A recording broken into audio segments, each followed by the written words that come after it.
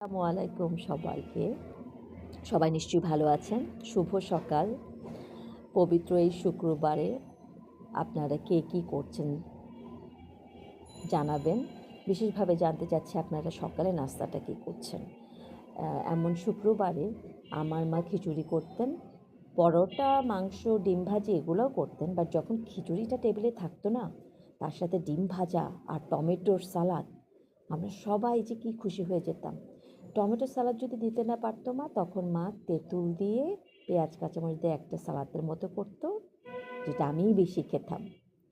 আমার বাবা সাধারণত পোলাও চাল মুগ ডাল দিয়ে খিচুড়িটা পছন্দ করতেন, আর মা আরেকটাও করতেন, নর্মাল ভাতের চাল দিয়েও করতেন। দুটোই আমরা খুব পছন্দ করতাম এবং সকালবেলায় পেট ভরে খেতাম আর জম্পেশ একটা আড্ডা দিতাম খাওয়ার টেবিলে। আমার দুই ভাই, আমি, বাবা মা সবাই একসাথে। সেই খাওয়াটার পরে একটু গান শোনা হতো। আমার বাবা খুব গান শুনতে পছন্দ করতেন। শুক্রবারে বাবা গান বাজিয়ে দিত, আমরা গান শুনতাম, চা খেতাম, আড্ডা হতো। এভাবেই শুক্রবারটা এত সুন্দর করে শুরু হতো, মনে করেই আফসোস হচ্ছে অনেক। তো আজকে এই ভালোবাসার দিনে আমার ভালোবাসার মানুষ, আমার মায়ের এই খিচুড়ির রেসিপিটা দিয়ে আমিও শুরু করতে যাচ্ছি। আমিও খিচুড়ি করব, ডিম ভাজা করব, টমেটোর সালাদ করব, আর আমার ছেলেদের, আমার হাজব্যান্ডের সাথে শেয়ার করে একসাথে খাবো ইনশাল্লাহ। আপনারা কে কী খাচ্ছেন জানিয়েন যদি ইচ্ছা হয়। আর আজকে যেহেতু শবে বরাত, শবে বরাতের রাতে মাকে সবসময় দেখেছি মা তেহারি করতো, গরুর মাংসের অথবা মুরগির মাংসের।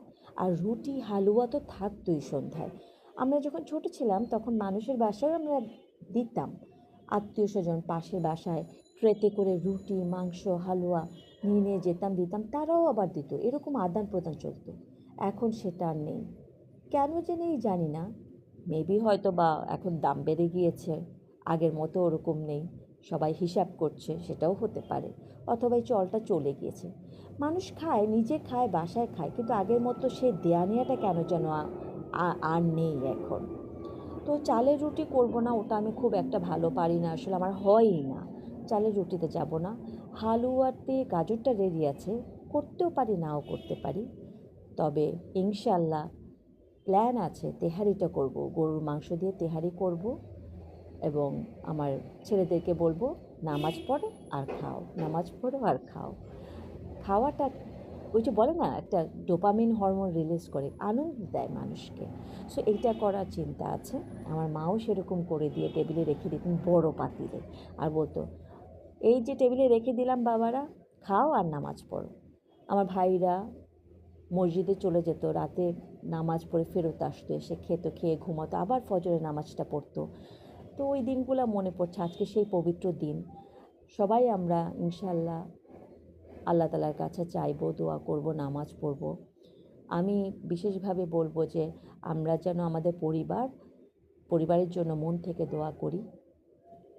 স্পেশালি যা আমাদের মা বাবা যারা মারা গিয়েছেন অথবা জীবিত আছেন, তাদের সুস্থতা, রহমতের হায়াত যেন আল্লাহ তালা দেন। একইভাবে যারা কবরের জীবনটা যাপন করছেন এখন, দোয়া করব যেন আল্লাহ তালা তাদেরকে মাফ করে দেন এবং তাদের কবরের জীবনটা সহজ করে দেন, যেমনভাবে আমাদের মা বাবা আমাদের জীবনটা সহজ করে দিয়েছেন। আমাদের প্রবলেমগুলা, জীবনের বাধাগুলো তারা কাঁধে নিয়েছেন এবং আমাদেরকে রিলিভ করে দিয়েছেন অলওয়েজ। আমি তো তাই পেয়েছি আমার মা বাবার কাছ থেকে। আজকে আমার দোয়াতেও আমার মা বাবা থাকবেন এবং সেই একইভাবে আমিও আল্লাহ তালার কাছে বিশেষ অনুরোধ জানাবো, তাদেরকে দয়া করে যেন তাদের এই ভালোবাসার জন্য মাফ করে দেন, তাদের কবরের জীবনটা যেন সহজ করে দেন।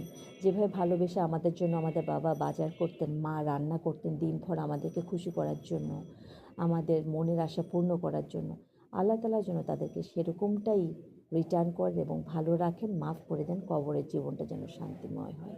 আমিন। আমরা সবাই চলুন বলি রাব্বির হামহুমা কামা রব্বায়ানি সগীরা।